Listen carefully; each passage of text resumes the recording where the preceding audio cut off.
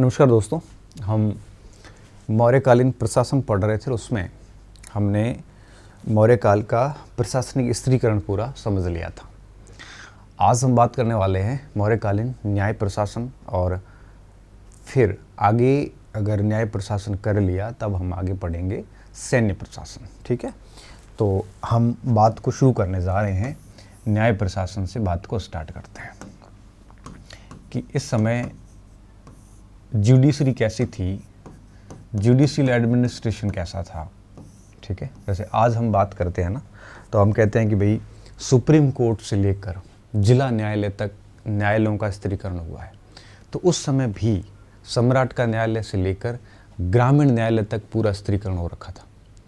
सम्राट का न्यायालय होता था, फिर नीचे आते थे तब आपके द्रोणमुख का न्यायालय होता था, आपके संग्राहक का न्यायालय होता था, फिर नीचे सबसे नीचे लास्ट में जाके ग्रामीण न्यायालय होते थे। ऐसे करके पूरा न्यायालय का एक ढांचा था, एक स्तर था, इसमें भी था और भारत में भी अभी है। फिर दूसरा बिंदु ये आता है कि इन सभी न्यायालयों में जब सुनवाई होती थी, जब जज सुनवाई करता था, तो कौन से आधारों पर सुनवाई करता था कि इसकी सज़ा क्या होनी चाहिए। अगर आज की मैं बात करूं तो वर्तमान में CRPC है ना, CPC, criminal procedure code, IPC, Indian penal code, इन सारी दंड संहिताओं की धाराओं को ध्यान में रखते हुए सजाएं दी जाती है। उस समय क्या था? उस समय चतुष्पाद कानून थे, कौटिल्य ने जैसा कि लिखे हैं, जिसमें आपके धर्म, चरित्र, व्यवहार और राजआज्ञाएं, 4 प्रकार के स्रोत थे जिनको आधार बनाकर जज जो बैठते थे उस समय, न्यायाधीश जो होते थे, वो सारी सज़ा सुनाया करते थे। फिर बात ये आती है कि सज़ा का, दंड का विधान कैसा था, दंड का प्रकृति कैसी थी। आज की हम बात करते हैं तो आज हम देखते हैं कि आर्थिक दंड भी दिए जाते हैं, मृत्यु दंड भी दिए जाते हैं, और भी कई सारे दंड होते हैं। तो उस समय भी जब सामान्य दंड होता था, कोई मान हानि कर दी हो, या कोई लड़ाई झगड़ा हो गया हो, या फिर कोई चोरी डकैती वगैरह हो गई हो, तो इसके लिए आर्थिक दंड का प्रावधान था। और जब कोई अपराध बड़ा गंभीर होता था तो मृत्यु दंड भी दिया जाता था। ठीक है, तो दंड उस समय काफ़ी कठोर प्रकृति के दंड हुआ करते थे। ठीक है, तो इस प्रकार से अच्छा, फिर बात ये आती है कि उस न्यायालय कितने टाइप के। तो न्यायालय आज भारत का सेम सिस्टम है, सुप्रीम कोर्ट से लेकर गांव तक, उसमें भी उस समय भी यही था, सम्राट से लेकर गांव तक। फिर बीच में सम्राट और गांव के न्यायालय को छोड़ के बीच के जो न्यायालय थे, जनपद के न्यायालय वगैरह, इन सारे न्यायालयों में जो जज बैठते थे वो 2 टाइप से न्यायालय संचालित करते थे। एक दीवानी मामले देखते थे, एक फौजदारी मामले देखते थे। दीवानी मामले वे होते थे जो आपके राजस्व से संबंधित होते थे, फौजदारी वे होते थे जो पुलिस व्यवस्था से संबंधित थे, मतलब कोई लड़ाई झगड़े वाले, मारपीट वाले, लूट डकैती वाले, मानहानि वाले, उस टाइप से थे। और 2 टाइप के न्यायालय होते थे जिन्हें हम क्रमशः कंटक शोधन और धर्मस्थलीय न्यायालय बोलते हैं। तो इस प्रकार की पूरी न्यायिक व्यवस्था थी, जिसकी जानकारी हमें कौटिल्य बड़े विस्तार से देता है। ठीक है, अब हम इस न्याय प्रशासन में एक एक बिंदु को समझते हैं। सबसे पहला हम बिंदु ये समझेंगे कि न्यायालयों के कितने प्रकार थे। ठीक है, न्यायालयों के प्रकार। अब देखिए, सबसे पहले हम न्यायालयों के प्रकार पर बात करेंगे कि उस समय कितने टाइप के न्यायालय थे। ठीक है, न्यायालयों के प्रकार। तो देखिए विद्यार्थियों, न्यायालयों की अगर अपन बात करें तो उस समय मैंने कहा ना, सबसे ऊपर का जो न्यायालय था वो सम्राट का न्यायालय होता था, और सबसे नीचे गांव का न्यायालय होता था। जगह ग्रामीणी जो होता था वो आपकी सज़ा का प्रावधान करता था, सजाएं देने का कार्य करता था। तो देखिए, आप सबसे पहले सम्राट का न्यायालय, सबसे पहले किसका? सम्राट का न्यायालय सबसे पहले होता था। इसको अपन यहाँ लिख लेते हैं, सम्राट का न्यायालय सबसे पहले था। उसके बाद में अगर अपन देखें तो फिर आगे जनपद, द्रोणमुख, इस टाइप के न्यायालय आ जाते थे। ये जनपद का न्यायालय आ जाता था, फिर आपके द्रोणमुख का न्यायालय आ जाता था। ठीक है, और लास्ट में आपके ग्रामीण न्यायालय आ जाते थे। तो सबसे छोटा न्यायालय जो था वो आपके ग्रामीण न्यायालय था। तो सबसे बड़ा न्यायालय किसका था? सम्राट का। सम्राट का न्यायालय सबसे ऊपर होता था। उसके बाद में आपके जनपद के न्यायालय, जो विषय के न्यायालय होते थे, ठीक है, जो जिले के न्यायालय वो होते थे, द्रोणमुख न्यायालय होता था, और सबसे नीचे ग्रामीण न्यायालय। तो 4 टाइप के मेन न्यायालय होते थे, और ये उच्चतम न्यायालय था। आप इसको ये कह सकते हो, ये न्यायालय की उच्चतम संस्था थी, ठीक है। और जहाँ सम्राट खुद न्याय करता था। सम्राट क्या करता था? न्याय करता था, ठीक है, न्याय करता था। ये बात हो गई। और यह न्यूनतम संस्था थी, या यूं कह सकते हो आप न्यायालय की सबसे निम्नतम संस्था, निम्नतम संस्था थी। और यह संस्था आपकी यहाँ पे ग्रामीणी मेन अध्यक्ष होता था, ग्रामीणी न्यायाधीश होता था, ठीक है। बाकी की जो है जनपद और द्रोणमुख, इन दो न्यायालयों की खास बात क्या थी? एक संग्राहक का न्यायालय भी होता था, तो हम 3 कर लेते हैं, यहाँ पे कर लेते हैं इसको, ठीक है। और एक और बना लेते हैं बीच में, ठीक है। अब देखिए, ये द्रोणमुख का न्यायालय और ये संग्राहक का न्यायालय।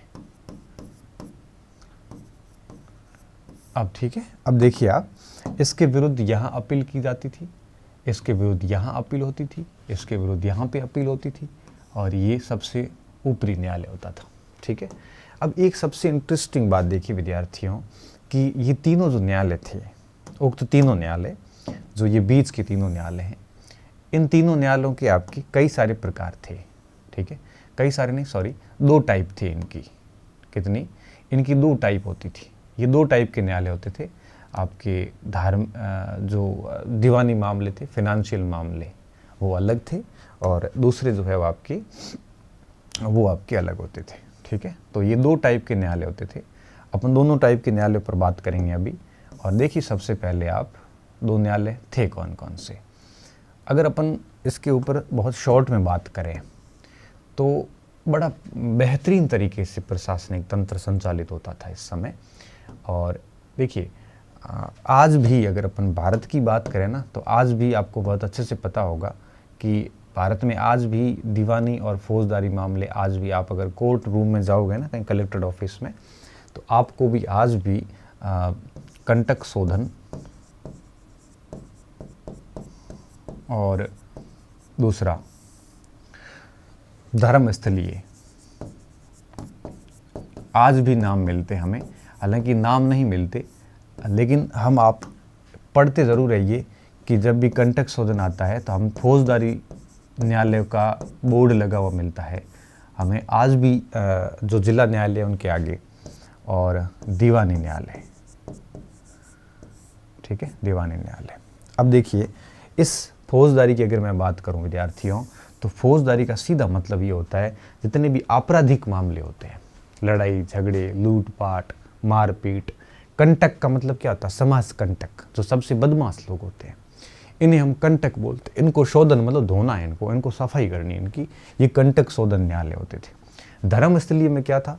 दीवानी का मतलब होता है पैसे वाले मामले। जैसे हम मुगल काल में पढ़ते हैं ना, सल्तनत काल वगैरह, तब हमें बहुत अच्छे से समझ में आता है एक चीज़, दीवान पद का गठन किया जाता था, जो वित्तीय मामलों का एक प्रकार से विभाग होता था।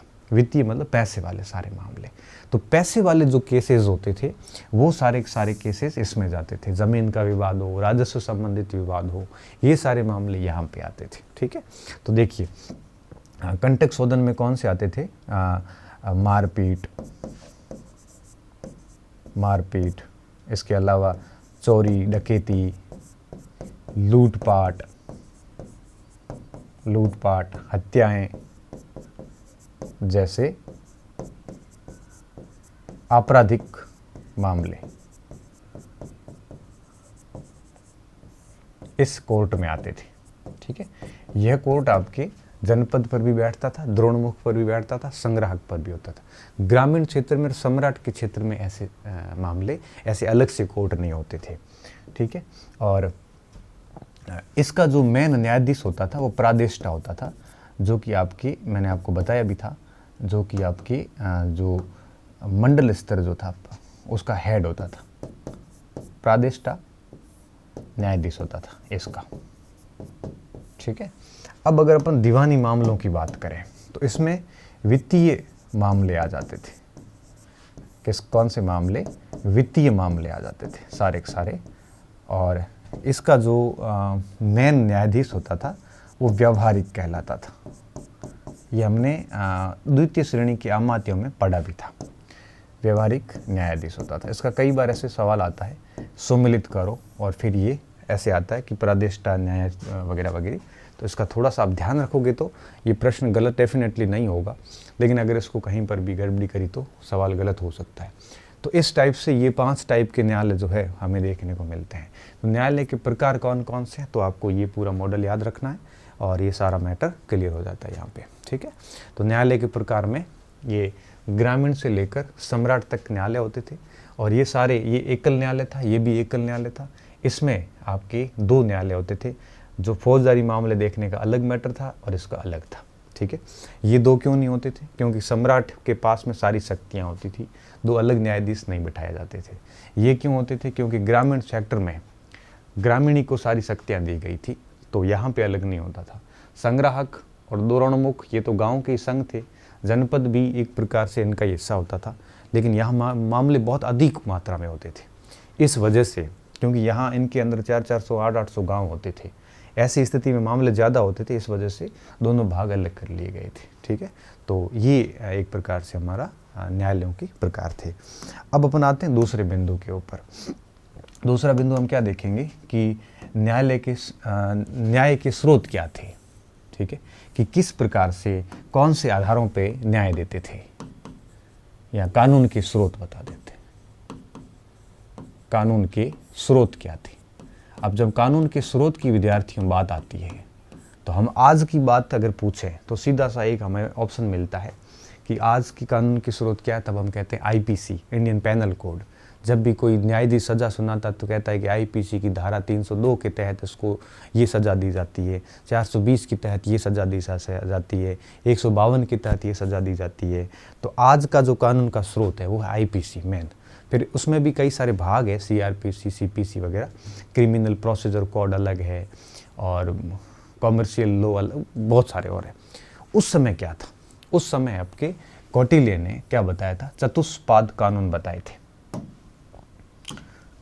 कौटिल्य ने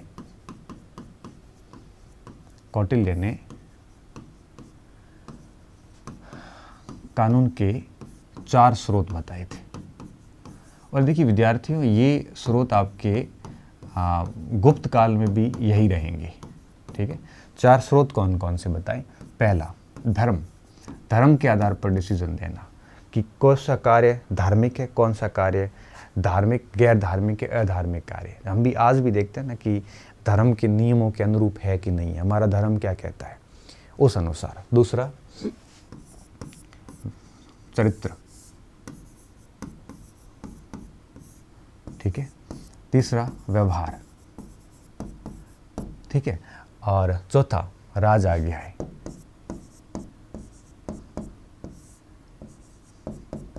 ठीक है। ये 4 प्रकार के कानून माने हैं। कौटिल्य ये कहता है कि जो राज आज्ञा ये आपकी सर्वश्रेष्ठ या सर्वोत्तम रूप है, सर्वोत्तम रूप, ठीक है। अब जो व्यवहार है, व्यवहार का मतलब है कि कौन सी, एक प्रकार से यूँ समझिए कि किस प्रकार के परंपराएं जो है वो हमारे समाज में ऑलरेडी चल रही है, चरित्र में चला जाता था। रीति रिवाज क्या कहता था कि हमारे जो रीति रिवाज है, रीति रिवाज, और व्यवहार में था विधि संहिताएं, समकालिक विधि संहिताएं। मैं समझाता हूँ सारी बात। समकालीन विधि संहिताएं क्या कहती है?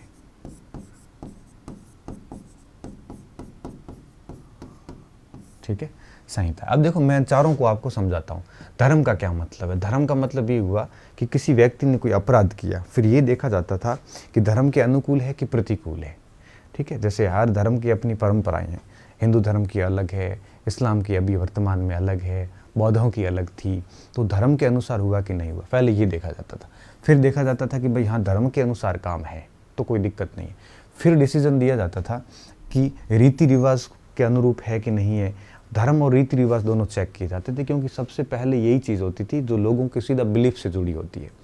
आज भी हम देखते हैं ना, जैसे एक बार बीच में हाई कोर्ट का फैसला आया था, जोधपुर हाई कोर्ट का, जिसमें क्या किया गया था, जिसमें जो संथारा पद्धति है, संलेखना पद्धति, जिसमें जैन समुदाय भूखे रहकर अपना जान दे देते हैं, अपने शरीर त्याग देते हैं, प्राण त्याग देते हैं, उसको हाई कोर्ट जोधपुर ने गलत बताया, एक अपने आप में आत्महत्या के समान बताया था। फिर बात सुप्रीम कोर्ट पहुंची, तब सुप्रीम कोर्ट ने कहा कि ये इनके रीति रिवाजों की और धर्म के अनुकूल है, इसलिए हमें इन सारी राज आज्ञाएँ या फिर जो आईपीसी है इसकी बजाय हमें उनके विश्वासों पर ज़्यादा फैसला करना चाहिए। और फिर सुप्रीम कोर्ट ने उसको नल एंड वॉइड किया। तो आप समझ सकते हो कि जब एक व्यक्ति भूखा रह के अपना जान दे रहा है, हाई कोर्ट कह रहा है कि आत्महत्या है, सुप्रीम कोर्ट ने कानून की बजाय उनके बिलीफ्स को ज़्यादा तवज्जो दी। तो उस प्रकार उस समय भी ऐसा होता था, धर्म चरित्र पहले देखे जाते थे। फिर ये देखा जाता था कि उस समय की जो विधि संहिता या मनुस्मृति हो, चाहे आपके याज्ञवल्क्य स्मृति हो, ये सारी नीतियाँ देखी जाती थी कि क्या इनमें इसने जो अपराध किया है उसकी क्या सज़ा लिखी गई है। और फिर होता था राज आज्ञाएँ। राज आज्ञाओं में क्या होता था, राजा खुद आज्ञा जारी करता। जैसे अशोक ने आज्ञा जारी की थी कि भाई अगर आप संघ में फूट डालोगे तो कड़ी सजा दी जाएगी, इसके लिए 2 साल का प्रावधान, 3 साल का प्रावधान। अशोक के समय उन्होंने जो दंड होते थे, मैं आपको आगे समझाने वाला हूँ, दंड के आधार पे जो पूर्व साहस, उत्तम साहस, मध्य साहस, इस प्रकार से साहस के आधार पे दंड की कठोरता तय की गई थी। तो ऐसे राजा लोग बीच बीच में आज्ञाएं भी जारी करते थे। जनरली जो आज्ञा जारी करते थे उनमें इन तीनों को ध्यान में रखते हुए राजा आज्ञाएं जारी की जाती थी। ठीक है, तो राजा जो भी आज्ञा जारी करता था कि अब ये करना गैर कानून, जैसे उसने कहा था अशोक ने कि भाई मोर का शिकार करना अब गैर कानूनी हो गया, तो वे राज आज्ञा हो गई। ठीक है, तो राज आज्ञा जब भी राजा लोग जारी करते थे तो सामान्यतः इन तीनों चीज़ों को ध्यान में रखते हुए करते थे, ताकि इनमें कहीं टकराव ना आए। तो इसको सबसे सर्वश्रेष्ठ माना है। कौटिल्य किसको श्रेष्ठ मानता है? राज आज्ञाओं को। कि कानून का सबसे बेहतरीन स्रोत कौटिल्य ने किसको कहा? राज आज्ञाओं को कहा। तो कानून की ये मेन 4 स्रोत थे विद्यार्थियों। और आप ध्यान रखना इस बात का कि गुप्त काल तक यही स्रोत है वो चलने वाले हैं। ठीक है, इसे संक्षिप्त में क्या कहते हैं? इसे चतुष्पाद कानून कहा गया है। चतुष्पाद कानून। ठीक है, अब ये तो बात होगी कानून के स्रोत। तो न्यायालय कितने प्रकार के थे और कानून का स्रोत क्या था? अब बात ये आती कि इन न्यायालयों में इन कानून के स्रोतों का उपयोग करते हुए दंड का विधान कैसा था। ठीक है, ये समझ लेते हैं हम, दंड का विधान कैसा था। दंड का विधान कैसा था, दंड की प्रकृति कैसी थी, दंड की प्रकृति कैसी थी, ये जानना बहुत ज़रूरी है, क्योंकि हमें पता होना चाहिए कि उस समय दंड कैसे होते थे। ठीक है, तो हम यहाँ पे सबसे पहला पॉइंट ये लिखेंगे कि इस समय जो दंड था वो आपकी इतना आसान नहीं था, या ऐसे कह सकते हो आप कि काफ़ी कठोर दंड की प्रकृति थी उस समय।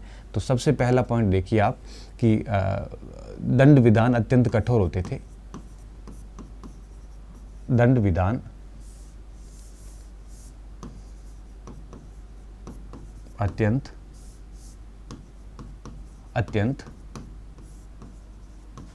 कठोर थे। ठीक है, अत्यंत कठोर थे। अब इसमें आप देखिए अत्यंत कठोर थे, और हम अगर इसमें कठोर दंड विधान थे, और हम ये पॉइंट देखते हैं कि सामान्य अपराध थे कुछ, सामान्य अपराध थे जिसमें क्या होता था, मैं ये लिख रहा हूँ आगे, सामान्य अपराध भी होते थे। कुछ अपराध ऐसे थे जो मृत्युदंड के योग्य थे। थोड़ा पीछे ले जाते हैं इसको, मृत्युदंड योग्य। ठीक है, अपराध। अब सामान्य अपराध में क्या होता था, देखिए, सामान्य अपराध की अगर अपन बात करें तो दो टाइप का था, कि जैसे मान लेते हैं कि अगर किसी ने मान हानि कर दी हो, या किसी ने कोई भला बुरा कह दिया हो, कुवचन कर दिया हो, या फिर आपके किसी ने कोई मारपीट कर दी हो, है ना, मारपीट कर दी हो। तो अगर ऐसा कोई अपराध हुआ है तो फिर उसके ऊपर उसको वाक पुरुष कहते थे।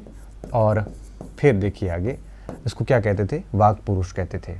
साथ साथ में इसके अलावा भी, और इस वाक पुरुष के लिए आर्थिक सामान्य दंड हो जाते थे, कोई फिक्स नहीं था, ठीक है।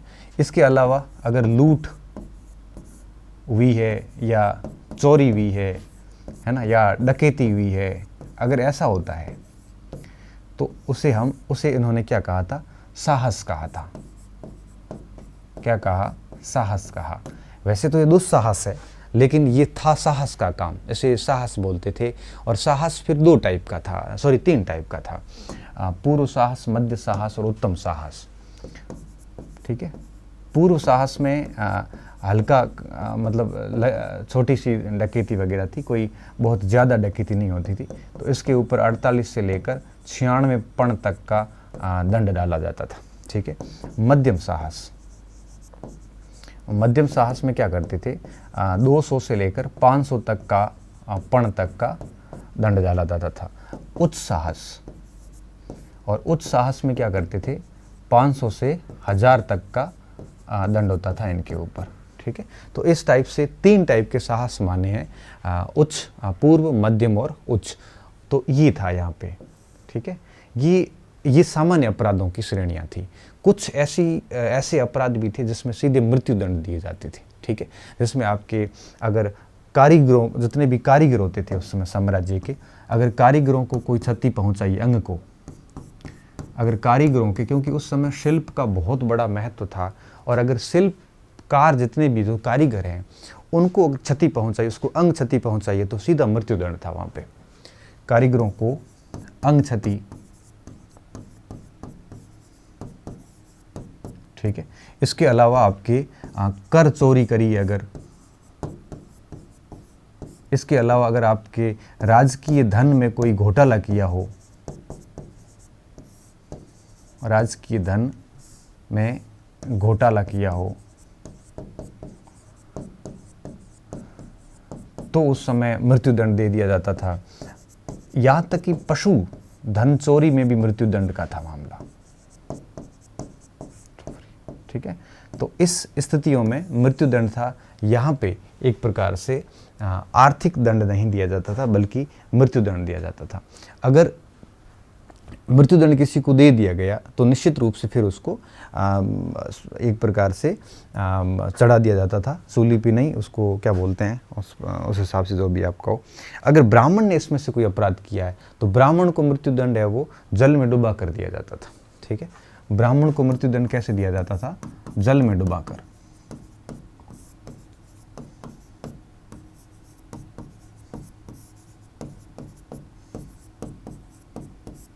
जल में डुबाकर, ठीक है। ध्यान रखना इसका थोड़ा सा। तो मैं इसको ऐसे करके,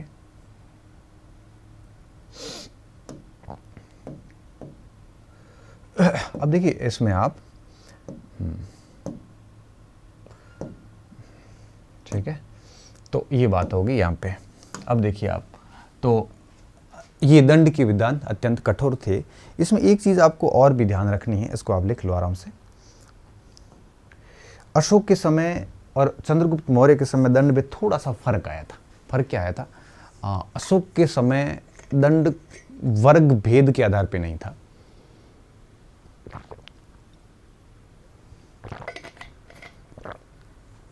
मतलब समाज के अंदर जितने भी वर्ण थे उस समय, चारों वर्णों के लिए समान दंड की व्यवस्था थी। चंद्रगुप्त मौर्य के समय वर्ण के अनुसार दंड में भेद होता था, ठीक है। अशोक ने यह दंड भेद के स्थान पे दंड समता का सिद्धांत लागू किया था।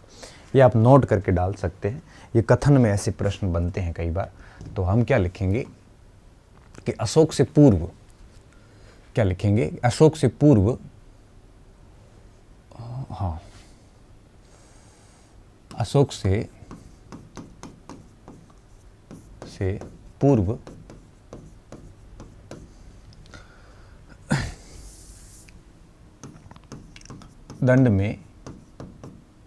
दंड की प्रकृति में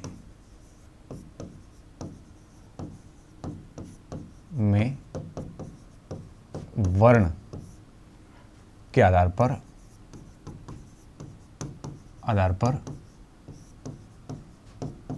भेद किया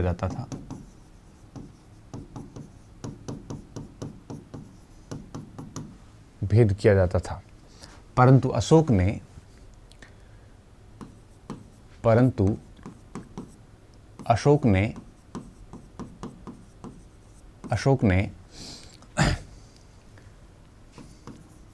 दंड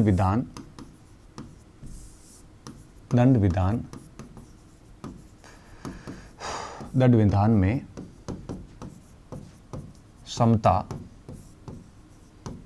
का सिद्धांत लागू किया। किस बेस पे कह सकते हैं हम? अशोक का जो चौथा स्तंभ लेख है, एक तो हमें यह जानकारी देता है और दूसरा कलिंग के जो पृथक लेख हैं वो हमें जानकारी देता है। ठीक है, इससे हमें ऐसा पता चलता है कि अशोक ने दंड की गंभीरता, दंड की प्रकृति और दंड के भेद को खत्म कर दिया था और उसके स्थान पे दंड विधान में समता का नियम है वो लागू किया था। ये अशोक का चौथा स्तंभ लेख और उसका कलिंग लेख हमें इस बात को बताता है। ठीक है, तो ये हमारे मोटे मोटे तौर पे आप कह सकते हो न्याय प्रशासन की सारी बातें थी। एक चीज़ हम यहाँ पे और भी लेंगे कि अशोक ने मृत्युदंड में भी एक परिवर्तन किया था। आपको पता होगा कि 3 दिन की छूट दी थी अशोक ने। ठीक है, मृत्युदंड पाए हुए व्यक्ति को, मृत्युदंड पाए अपराधी को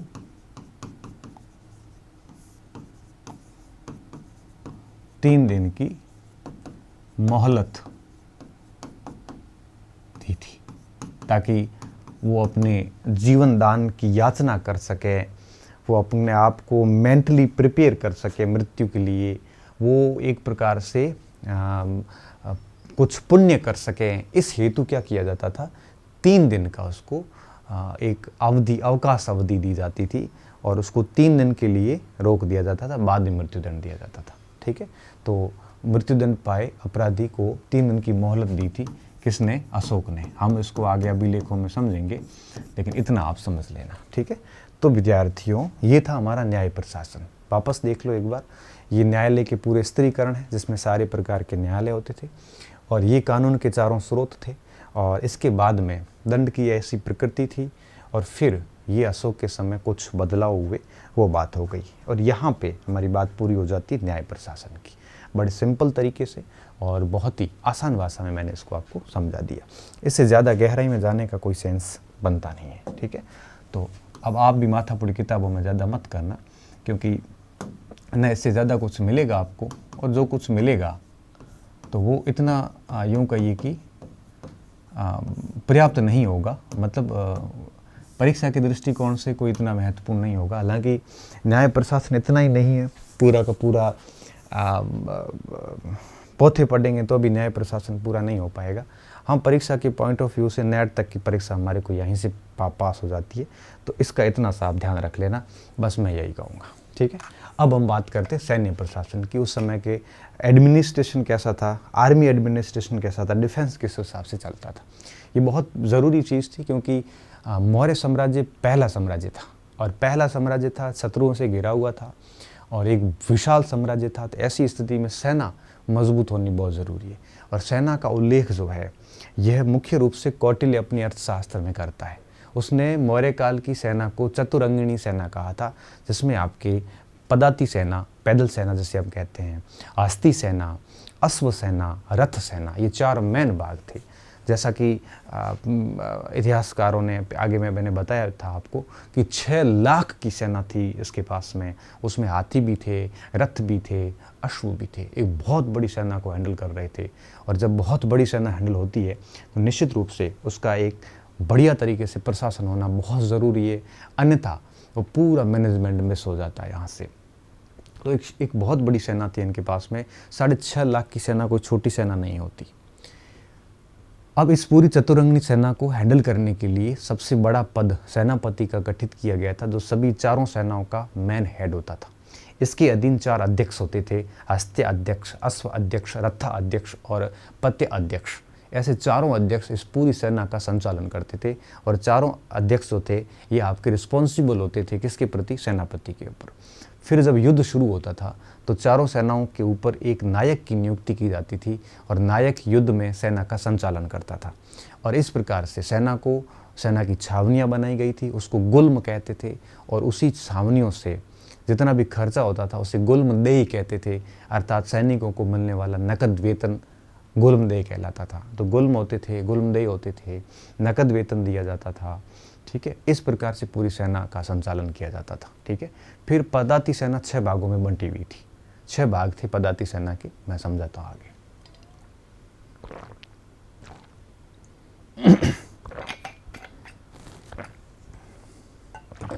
ठीक है, अब बात को मैं शुरू कर रहा हूँ। हाँ,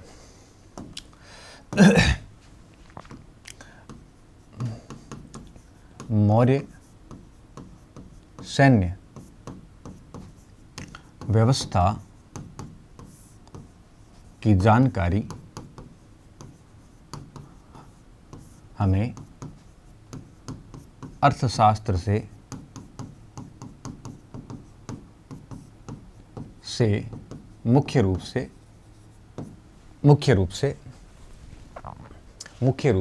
प्राप्त होती है।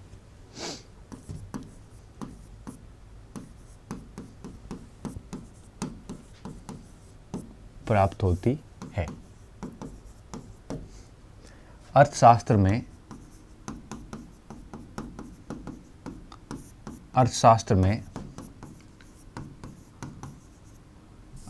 में मौर्य सेना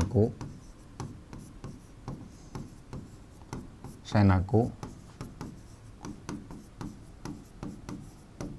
चतुरंगिणी सेना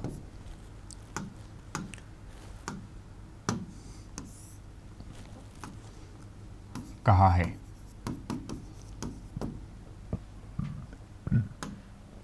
ऐसा नहीं है कि केवल अर्थशास्त्री जानकारी देता है। मैगस्थनीज ने भी कहा है कि सैन्य प्रशासन के लिए 6 समितियां थी और प्रत्येक समिति में 5 सदस्य थे। वही पाटलिपुत्र वाला प्रशासन सेम सेना में भी था। ऐसा अर्थशास्त्र भी जानकारी देती है इंडिका, लेकिन पर्याप्त जानकारियां नहीं है। ठीक है, उसको भी मैं आगे लिखूंगा। सेना कहा है जिसके निम्न भाग थे।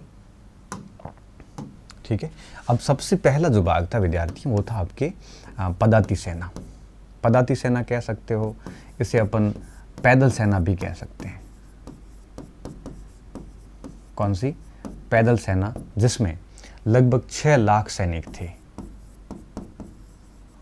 कितने थे? 6 लाख सैनिक। और 6 लाख सैनिक थे, जिसका जो मेन अध्यक्ष था वो पत्याध्यक्ष कहलाता था। पत्याध्यक्ष प्रमुख होता था।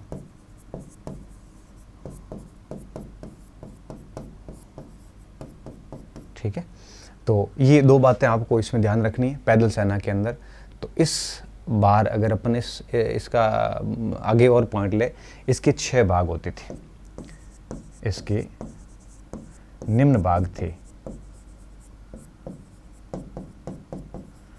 पैदल सेना के कई सारे भाग थे। कौन कौन से थे? देखिए पैदल सेना की ये मेन भाग थे। मूल बल, ये मूल बल का मतलब ये होता था स्थायी सेना। ठीक है, ये पैतृक कह सकते हो आप, या इसको आप स्थायी सेना कह सकते हो। ठीक है, स्थायी सेना थी जो राज्य में हर समय रहती थी। भृटक मतलब भाड़े के सैनिक, जो अस्थायी रूप से भाड़ा देकर लाए जाते थे, भाड़े के सैनिक। ठीक है, इसके अलावा श्रेणी बल, जो व्यापारिक श्रेणियां होती थी, तो उन श्रेणियों की सेना, श्रेणी वर्ग की सेना युद्धों में ये सहायता करने के लिए आ जाती थी। ठीक है, इसके साथ साथ मित्र बल, मित्र राज्य की सेना, युद्ध में सहायता के लिए कई बार ये भी आ जाती थी, मित्र राष्ट्र राज्य की सेना, ठीक है, की सेना। अमित्र सेना मतलब जो मित्र नहीं है, अमित्र है हमारा, मित्र नहीं है, अमित्र राज्य की सेना। हालांकि अमित्र राज्य की सेना सपोर्ट नहीं करती थी, फिर भी कौटिल्य ने नाम उसका जरूर लिखा है। अटवी सेना जो वनों से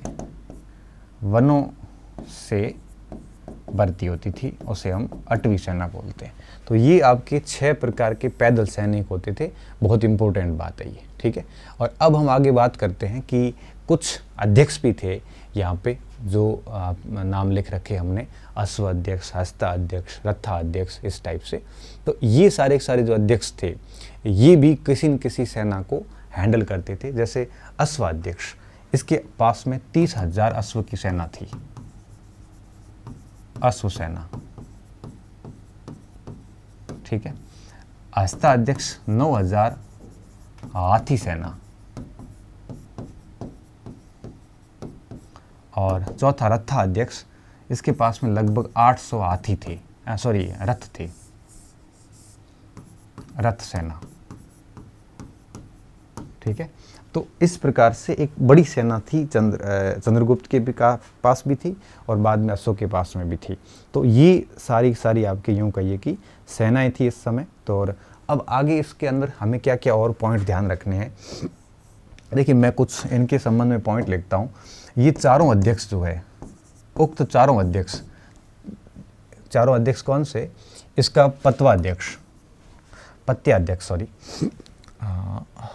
पत्याध्यक्ष, पीछे क्या लिखा है, पत्याध्यक्ष, ठीक है। इसका अध्यक्ष क्या कहलाता था, पत्याध्यक्ष। तो उक्त चारों अध्यक्ष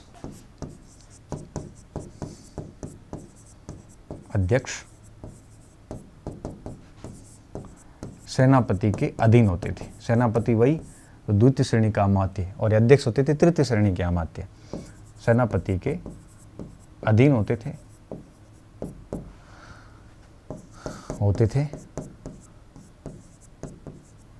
इनको 8,000 पण वार्षिक मिलता था, ठीक है। दूसरा, युद्ध में सेना का नेतृत्व कौन करता था, नायक करता था,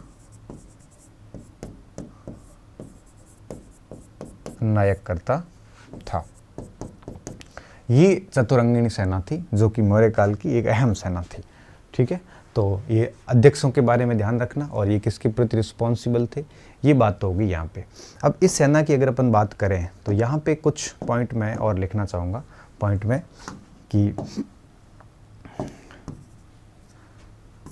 सेना की जो छावनियाँ थी, छावनियाँ गुल्म कहलाती थी, गुल्म कहलाती थी।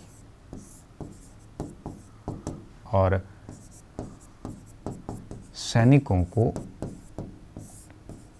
को दिया जाने वाला नकद वेतन गुल्मदेह कहलाता था।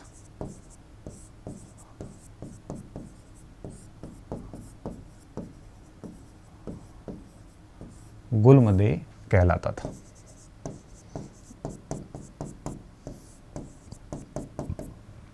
ठीक है, तो इस बात का आपको ध्यान रखना है कि सैनिकों को गुल्मदेह क्या है। ऐसा मौर्य काल में, गुप्त काल में अक्सर शब्दावली पूछी जाती है और शब्द पूछ के सीधा पूछ देते हैं कि इसका संबंध है वो किससे है। फिर हमारे को दिक्कत हो जाती है क्योंकि हम शब्दों पे ध्यान पहले देते नहीं है, बाद में शब्दों पे ध्यान देते हैं। ठीक है, तो इस प्रकार के शब्दों का आप ध्यान रखना। तो ये चतुरंगिणी सेना हो गई और ये चतुरंगिणी सेना की पूरी ढांचा हो गया। अब अपन एक और पॉइंट पे मैं लेके आना चाहूँगा आपको। देखिए यहाँ पे अब युद्ध के अंदर कई प्रकार की सामग्री यूज होती थी, युद्ध में कई प्रकार के हथियार यूज होते थे। ठीक है, अब कौटिल्य क्या बताता है? कौटिल्य, आप इसको ऐसे नोट करके डाल देना। कौटिल्य के अंदर अनुसार 2 टाइप के हथियार यूज होते थे, ठीक है। एक आपके ऐसे यंत्र थे जो यूँ कहिए कि एक ही स्थान पे खड़े होकर वार करते थे, उनकी संख्या कौटिल्य ने 10 बताई है। कुछ ऐसे थे जो चलते रहते थे तोपों की तरह, और ये चल यंत्राणी, इनकी संख्या कौटिल्य ने 17 बताई है।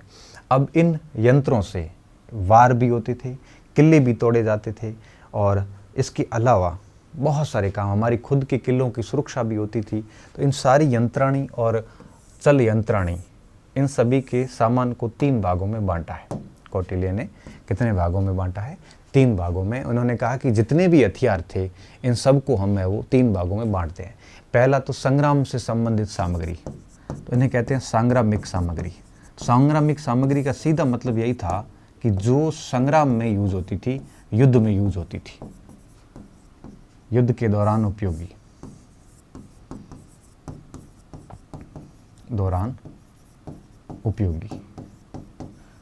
और दूसरी जो सामग्री थी विद्यार्थियों, उसका मैटर था कि हमारे किलों की जो सुरक्षा होती थी, उन सुरक्षा को करने के लिए कौन कौन से हथियार चाहिए, उसे हम कहते हैं, उसे कहते हैं दुर्गकर्मिक सामग्री। दुर्गकर्मिक सामग्री। इसमें क्या था? इसमें सिंपल सा मैटर था कि दुर्गों की रक्षा करना,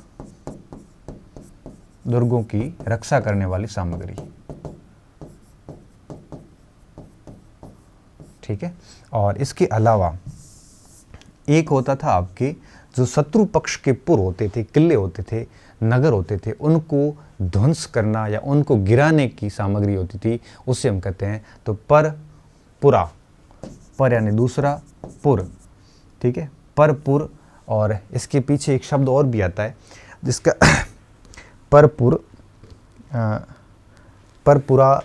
परपुरामी घातक, घातक मतलब नुकसान पहुंचाने वाला, ठीक है। इसका क्या मैटर था? इसका मैटर साफ था कि शत्रु के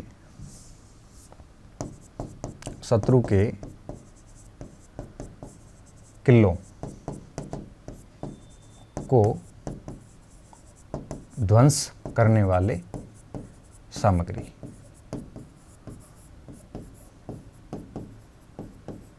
ठीक है।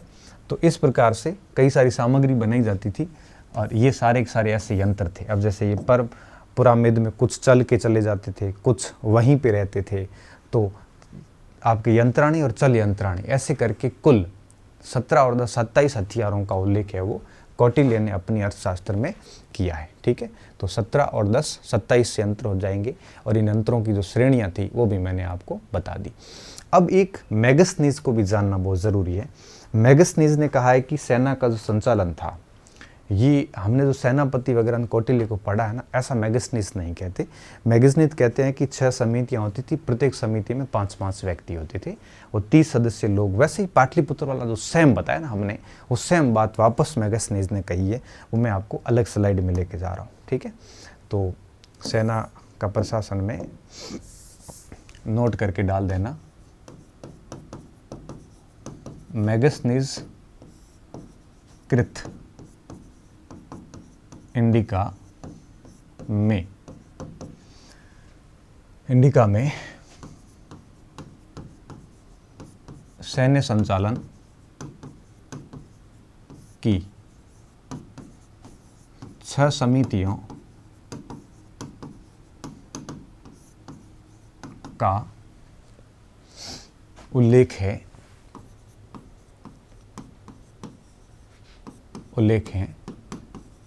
जिसमें 5 सदस्य होते थे, प्रत्येक में 5 सदस्य होते थे, अर्थात ठीक है 30 प्रकार के सदस्य होते थे। अब इसमें देखिए पहली समिति, अब पहली जो समिति थी उसको हमने कहा है जल सेना, ठीक है। वैसे जल सेना का जिक्र बाकी मिलता नहीं, हालांकि एक नवा अध्यक्ष का नाम आया था, ठीक है, पतवा अध्यक्ष का नाम आया था, तो इससे लगता है कि इनके पास में एक जल सेना भी थी। और काफ़ी ठीक ठाक स्थिति में थी, ऐसा माना जा सकता है। तो पहली समिति जल सेना को देखती थी। दूसरी जो समिति थी वो सारी आपके युद्ध सामग्री, ठीक है, युद्ध सामग्री और इसके अलावा यातायात की व्यवस्था करना, रसद सामग्री की व्यवस्था करना, ये सारी व्यवस्थाएं कौन करती थी? दूसरी समिति करती थी, जिसमें 5 लोग होते थे। तीसरी समिति पदाति सेना के लिए थी, पैदल सेना के लिए, ठीक है। और जो चौथी समिति थी विद्यार्थियों, उसको हम कहते हैं आपकी अश्व सेना, ठीक है। वापस वही गज सेना और रथ सेना, गज सेना और आपके रथ सेना, ये 6 समितियां थी उस समय। ऐसा कौन लिखता है? ऐसा मेगस्थनीज लिखता है, तो थोड़ा सा इसका ध्यान रखना, ठीक है। ये सैन्य समितियां थी और साथ साथ में गुप्तचर व्यवस्था भी सैन्य व्यवस्था का ही एक प्रकार से मोटे तौर पे भाग माना जाता है। तो मैं गुप्तचर व्यवस्था को एक अलग हेडिंग देके ले रहा हूँ, आप इसको लिख लो आराम से, ठीक है। अब देखिए हम गुप्तचर व्यवस्था पे बात करेंगे कि उस समय स्पाई सिस्टम कैसा था, ठीक है।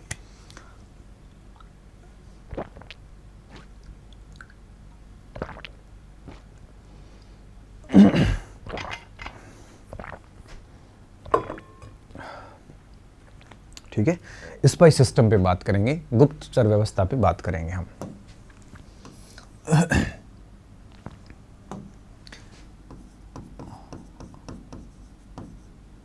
गुप्तचर व्यवस्था, देखो जानकारी हमें यूनानी स्रोतों से भी मिलती है और भारतीय स्रोतों से भी मिलती है। यूनानी स्रोत क्या कहते हैं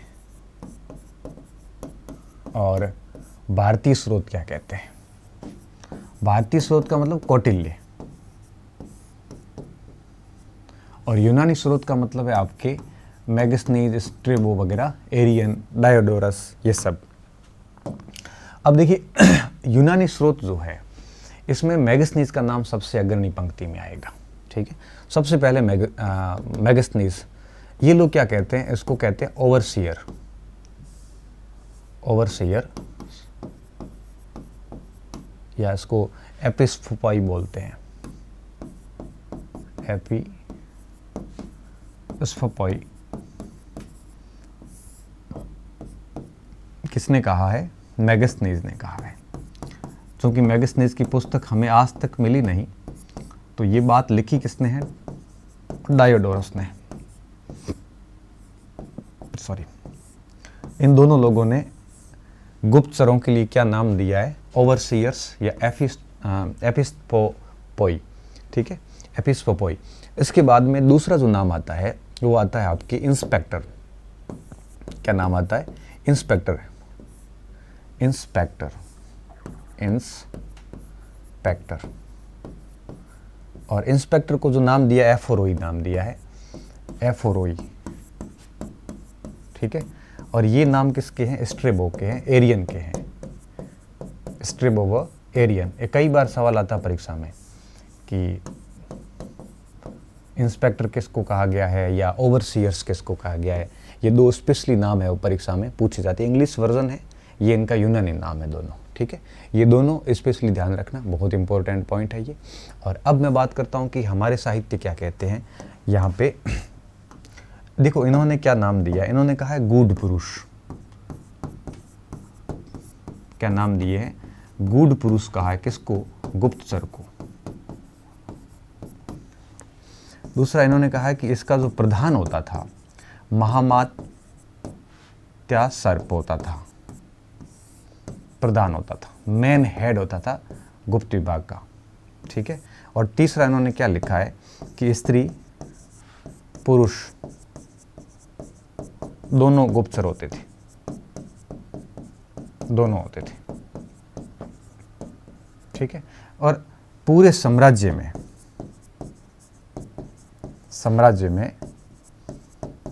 में अधिकारियों के पीछे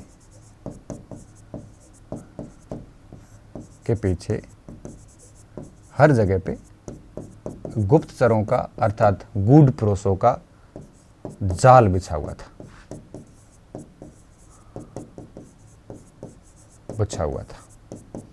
ठीक है। समझ रहे हो ना आप? भारतीय स्रोत क्या कहते हैं कि पूरे राज्य में गुप्तचर फैले हुए थे, और इस मात्रा में फैले हुए थे कि ऐसा कोई विभाग नहीं था, ऐसा कोई अधिकारी नहीं था जिसके पीछे एक प्रकार से गुप्तचर लगे हुए नहीं हो। कुछ गुप्तचरों को विदेशों में भी भेजा जाता था, अभय वेतन कहते थे उनको। तो ये मेन बात बताई है इन्होंने। अब कौटिल्य आगे क्या कहता है, ठीक है? अब ये नाम याद रख लेना दोनों, बहुत इंपॉर्टेंट है, ये भी पूछ लेते हैं। ये वैसे मैंने जो सारी बातें वही लिखी हैं जो ज़्यादा यूज़फुल है हमारे परीक्षा के पॉइंट ऑफ व्यू से। अब आगे देखिए, इसने दो गुप्तचर बताए। एक संस्था का मतलब था कि एक ही स्थान पे, एक इंस्टीट्यूट होता ना कोई, एक ही स्थान पे रह के गुप्तचरी का काम करना। तो जैसे कोई डिपार्टमेंट हो, किसी अधिकारी होता था, या जो सिस्टम में जो करप्शन होता है, उस करप्शन को रोकने के लिए संस्था नामक गुप्तचरी की व्यवस्था थी। तो ये कहीं जाते आते नहीं थे, बस वहीं बैठ के ध्यान रखते थे। जैसे ये वैदेहक है, तो गरीब व्यापारी होता था उस क्षेत्र का, वो पूरा ध्यान रखता था। गृहपतिक किसान होता था गरीब, वो ध्यान रखता था। उदास्थित ये आपके यूं कहिए कि अपने उदर के पालन के लिए करते थे। कापाटिक विद्यार्थी वर्ग होते थे। तापस या तो बाल कटे हुए या बड़े बाल के लोग तपस्वी लगते थे, वो घूमते रहते थे वहाँ पे, उस जगह पे रहते थे, और फिर किसी विभाग विशेष के करप्शन को बाहर निकालते थे। ये लोग थे संचार सेवा, भ्रमणशील गुप्तचर, ठीक है? क्षत्रिय होते थे, काफ़ी खूंखार होते थे क्षत्रिय, जो ज्योतिष विद्या, इंद्रजाल और ये जो वशीकरण यंत्र है, इन सब का इनको ज्ञान होता था। ये नृत्य भी अच्छा करते थे। तो ऐसे ये घूमते रहते थे, जहाँ भी जाते थे किसी उद्देश्य से जाते थे। जाते तो गुप्तचरी करने थे, लेकिन डांस आता था तो वहाँ पे नृत्य करके लोगों को ये लगता था कि नृत्यकार है। कहीं पे ज्योतिष बन के जाते थे। तो ऐसे अनाथ बालक जो होते थे, उनको बचपन से इस चीज़ की ट्रेनिंग दिला के वो बहुत पारंगत होते थे। इन्हें क्षत्रिय कहा जाता था। तीक्ष्ण ऐसे होते थे जो किसी का भी गला काट देते थे पैसे के लिए, वो कुछ भी मरने के लिए भी तैयार होते थे। शरद ऐसे से जो जिनको अपने घर बंधुत्व से कोई प्रेम नहीं होता था, सबको त्याग चुके होते थे। और परिव्राजिका ऐसी भिक्षुणियाँ थी, ये स्त्री गुप्तचर थी यहाँ पे, ठीक है? तो इन पांचों के बारे में हम लिख लेते हैं। एक ही स्थान पर रहकर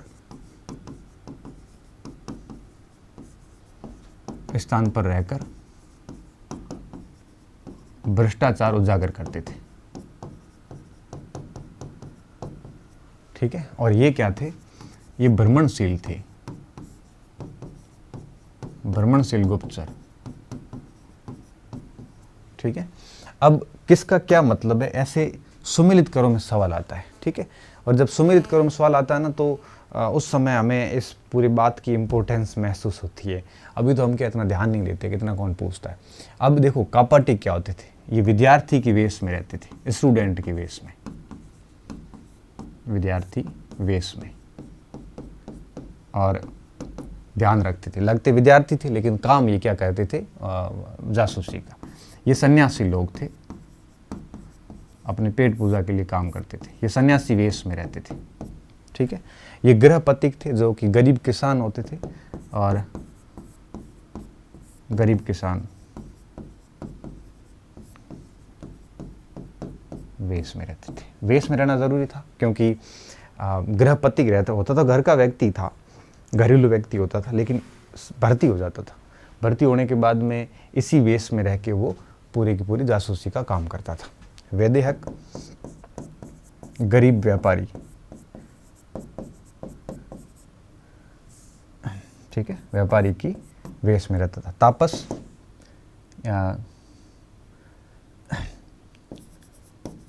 कटे बाल अथवा जट्टाधारी, तपस जट्टाधारी होता था। ऐसे लगता था कि कोई तपस्वी आदमी है, कोई भगत आदमी है, जो कोई भिक्षु टाइप लगता था, और काम क्या करता था? जासूसी का। क्षत्रिय क्या होते थे? क्षत्रिय का मतलब विभिन्न विद्याओं में पारंगत, विधाओं में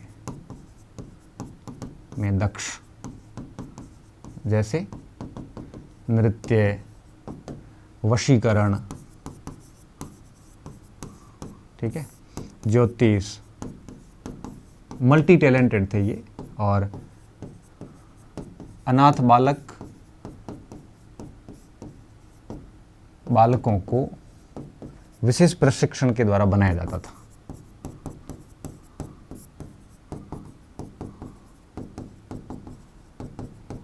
ठीक है, इसका थोड़ा सा ध्यान रखना। अब बात आती है दूसरा, तीक्ष्ण क्या होते थे। तीक्ष्ण का मतलब होता था कि तीखे, आप कह सकते हो कि वार करके किसी को भी मारने की क्षमता रखने वाले तीक्ष्ण कहलाते थे।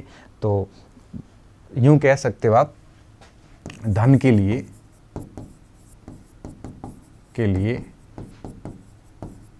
मरने में भी परहेज नहीं,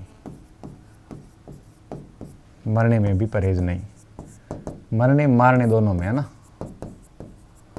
ये दोनों काम बहुत अच्छी तरीके से कर सकते थे। शरद ऐसे होते थे जिनको बंधुता खत्म हो गई हो, घर का जो एक मोह होता है वो खत्म हो गया हो, ऐसे जासूस होते थे, उनको शरद बोलते थे। तो बंधुत्वहीन क्रूर होते थे बहुत ही, बंधुत्वहीन क्रूर आलसी टाइप के लोग होते थे। ठीक है, और परिव्राजिका क्या होती थी, स्त्री, सन्यासिनी, भिक्षुणी। ठीक है, तो ये होते थे आपकी परिव्राजिका का थोड़ा ध्यान रखना। ठीक है, ये गुप्तचर व्यवस्था में ये 5 और 4 9 टाइप के मेन गुप्तचर थे। एक विद्यार्थियों और भी होता था अभय वेतन, मैं यहां लिख रहा हूं अभय वेतन को, उभय वेतन,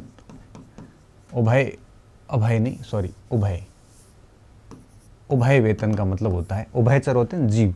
उभयचर क्या होते हैं, जो जल में भी रहते हैं, थल में भी रहते हैं। उभय का मतलब जहाँ दोनों। तो ये विदेशों में भेजे गए जासूस होते थे जो दोनों राज्यों से तनख्वाह उठाते थे, वहाँ जाके भर्ती हो जाते थे, वहाँ की सारी सूचनाएं आदान प्रदान करते थे। ठीक है, तो विदेशों में नियुक्त दूत, विदेशों में नियुक्त जासूस। दूत से याद आया, 3 टाइप के दूत भी होते थे जो मैं आगे लिखवा रहा हूँ अभी आपको। तो ये सारे के सारे क्या थे उस समय, ये सारे आपके गुप्तचर व्यवस्था थी। ठीक है, तो यूनानी स्रोत भी जानकारी देते हैं, भारतीय स्रोत ये सारी बातें बताते हैं, और कौटिल्य ने ये सारे की सारी गुप्तचर व्यवस्था बताई है। ठीक है, ये किसने बताई है, कौटिल्य ने, कौटिल्य द्वारा उसका उल्लेख हुआ है। और अब लास्ट बात, दूत से बात चली है तो निसृष्टार्थ, एक सेकंड नाम देखना पड़ेगा इसका, निसृष्टार्थ। ठीक है, निसृष्टार्थ परिमेर्थ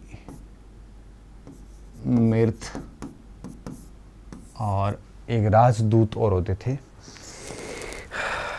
परिमितार्थ और शासनहार। देखिए ये तीनों क्या थे, ये तीनों राजदूत होते थे, तो दूसरे देशों में भेजे जाते थे। इसके पास में सर्वाधिकार होते थे, सर्वाधिकार युक्त दूत। इसके पास में सीमित अधिकार होते थे। ठीक है, सीमित अधिकार युक्त दूत, अधिकार युक्त दूत। और ये क्या होते थे, ये राजा के आदेश ले जाने वाले, राजा के आदेश संदेश ले जाने वाले दूत, ले जाने वाले, ये भी कौटिल्य लिखता है, ले जाने वाले दूत। ठीक है, तो ये बात हो जाती यहाँ पे पूरी।